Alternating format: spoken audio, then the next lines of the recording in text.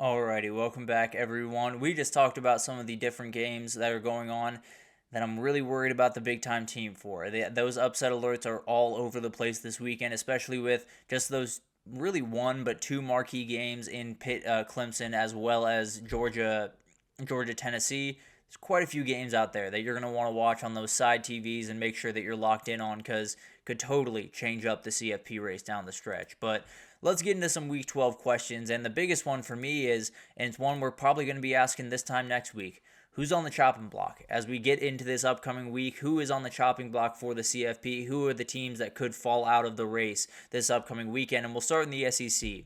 All eyes are on Georgia in a lot of different ways. If Tennessee beats them, they are out of the race. I feel very confident in that. Now, I think there is a crazy scenario where a 9-3 Georgia could find their way in. I think about a million and one things would have to happen. I'll be totally honest with you. I think they're kind of in the same base that we talked about Washington State in. They probably would be totally out. I would be very, very surprised if they were able to find their way back in. Maybe they could, and I think they would be the first 9-3 team, hypothetically, to get into the CFP. It's not going to happen. I'll leave it at that for the time being. And then the loser of the Missouri-South Carolina game, that team is out. No doubt about that. I think South Carolina is probably already out, if I'm being totally honest with you. But if Missouri were to lose, they are officially out. If South Carolina were to lose, any Cinderella possibility is officially out the door. And then Texas and LSU, the teams we talked about earlier, could obviously fall this weekend, and then you're in a really tough spot going forward. And LSU especially is out. Texas, I would be very surprised if they weren't.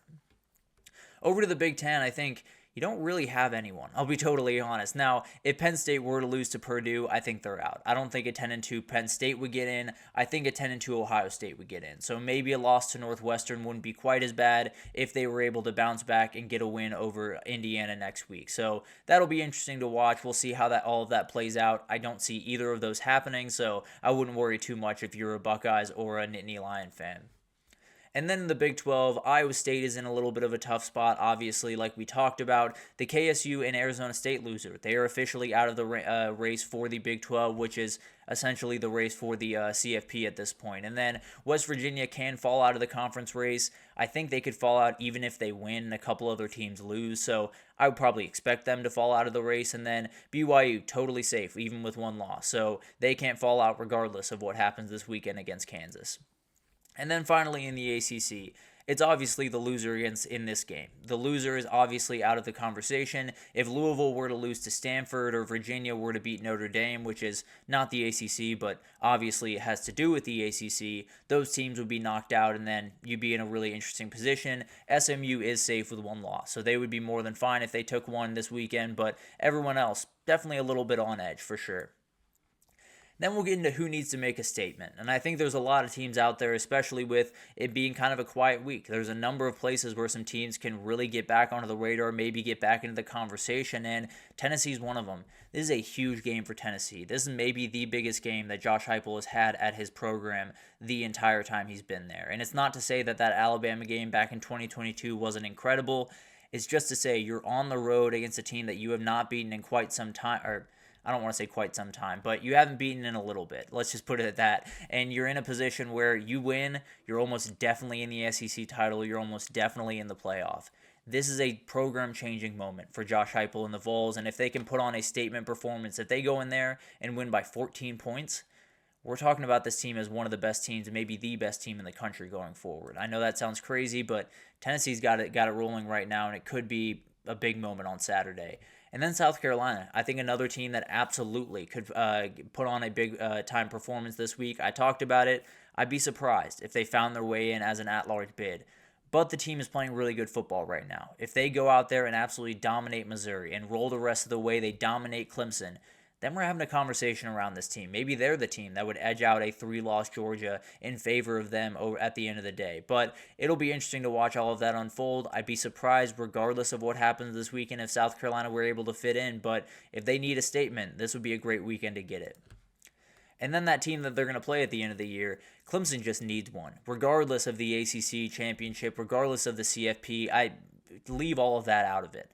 They need a big-time win. They need a win where they really impose their will. They need a win where they show that they are still a team that, although they might miss out on the ACC championship, they're still one of the teams that is at the top of that conference. You have to do this. If you lose this game, the questions around Dabo Swinney get really, really loud, really aggressive, and very valid in a hurry. So a lot of things to figure out over there, and if you win, on top of that, you put all the pressure back on the Hurricanes to win out the rest of the way. And then you got Tulane Navy. This is a very, very interesting game, and under the radar game of the week is what I'm doing here. Apologies. But Tulane Navy is one that I think is going to be really, really fun. And frankly, it'll likely decide who meets Army in that American Championship. Bar none, I'd be very surprised if it was anyone else. And then you get Blake Horvath, some elite play callers and elite playmakers on the offense for Tulane. It's going to be a really fun one, and we'll break it down in a little bit more detail later on in the week, but this is a game that you're definitely going to want to tune into. Then you got Nebraska USC. This is really interesting to me just because of the dynamics around the two offenses. Both offenses have been really struggling, and they've made changes to try to fix that. USC has flipped to Jaden Maiava as their starting quarterback over Miller Moss. Nebraska has gone to Dana Holgorsen. That was just on campus for 10 days before he was named offensive coordinator for that program. Obviously a guy that has done a lot of really good things on offense. We'll see what him and Dylan Raiola look like on Saturday. It'll be really, really interesting to watch. And then you got Washington State, New Mexico. Cannot wait for this game. This is so much fun, and if you want to have a game where you just get to watch the two quarterbacks go to work, this is going to be the game for you. John Mateer has been one of the most electric players all year, and then Devon Dampier. I know I've talked about him on here a lot. Maybe I've talked about New Mexico just a little bit too much. Watch this kid and you'll understand why. He is one of the most electric players in the sport, and every time you get a chance to watch him, go ahead and sit down and watch him. He is totally worth your time, and he is so much fun to watch.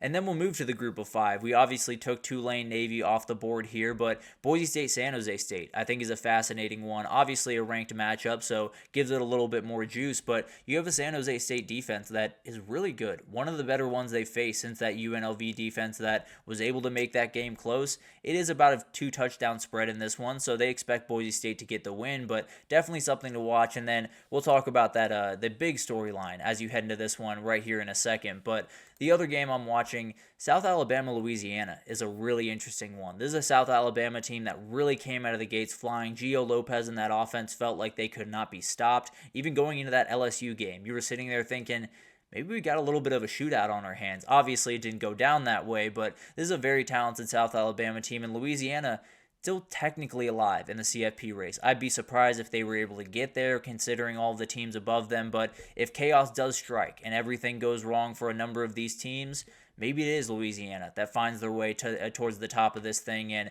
gets a big-time win here and really inserts themselves into that conversation. But the winner to me, North Texas UTSA, and is for one reason only: points. You are going to get points in this game, and you are going to get a lot of them. The over-under in this game is 72.5. I am not joking. There are over-unders in the NFL that are half that number.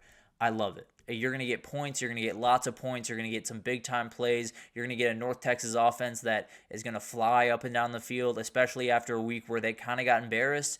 They're going to want to get it back out there on that field and make a statement. It's going to be really fun to watch, no doubt about that. But moving on to the Heisman race, who has the most to gain this week? And it's kind of a good week for a couple of players because Cam Ward, Dylan Gabriel, they're sitting on their couches this weekend. They're just hanging out, watching all these games unfold. So the two ones that I tend to believe are the top two candidates have a really big opening. And Travis Hunter might be the main among them. He has a huge game against a huge, really talented team. If he walks out there, plays 130 snaps, goes for 125 receiving, and gets a pass breakup or two, the dude is going to cement himself at the very top of that race. I feel very confident in that. I think they've been waiting for that one moment where a couple of players are off, a couple of players aren't playing, and this is the guy on center stage. He's going to be this weekend, and it's going to be really interesting to watch if he can live up to the hype and kind of start to create a little bit of a gap between him and everyone else in that race.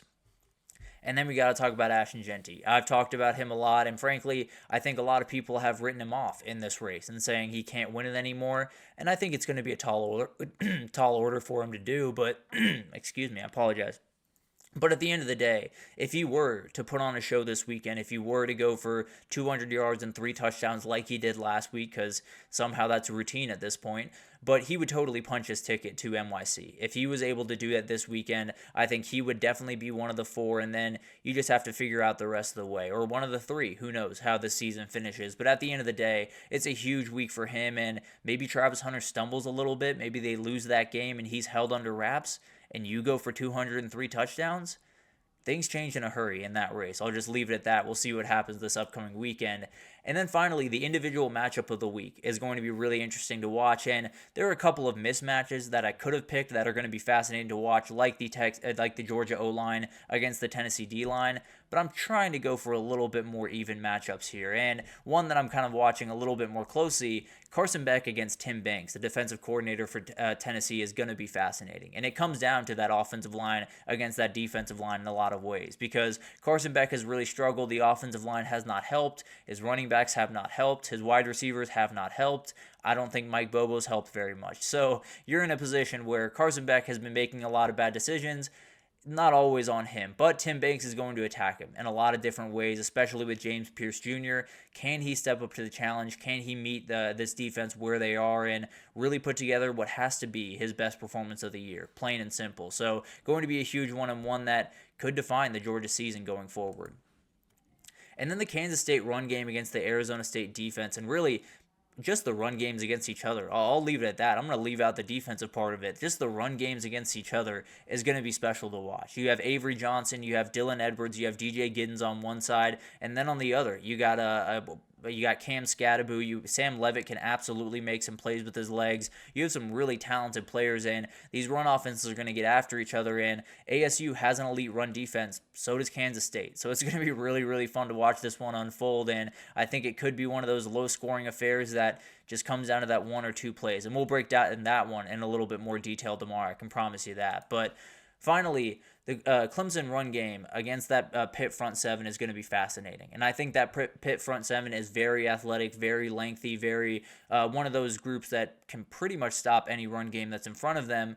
Thing is, Phil Maffa likes to run through people. He is not necessarily someone that is going to try to make you miss and be able to get a couple of tackles for loss. He's going to run through you. He's going to fall forward, and Pitt's just going to have to be able to slow him down and not get worn down throughout this game. So it's going to be really fun to watch, and I think Pitt, one of the better run defenses in the country, they're going to have their hands full in this one. I can almost promise you that. So it's going to be an awesome week. I just cannot wait. Every time we get a little bit closer to this week, I cannot wait even more. But tomorrow, we got some big ones for you. We're going to break down Tennessee, Georgia, a huge game for both those teams. I want to get into Oregon, Wisconsin, as well as South Carolina, Missouri. Two games that might not jump off the page quite as much, but are really, really interesting. And then we got some Big 12 matchups. I got to break down in Utah, Colorado, as well as Arizona State, Kansas State. We got to break those down because they're going to have a ton to do with what the CFP race is, but we'll get to that tomorrow. For this one, that will do it for this edition of the GSMC College Football Podcast, brought to you by the GSMC Sports Network. Thank you so much for tuning in. We are presented by the GSMC Sports Network.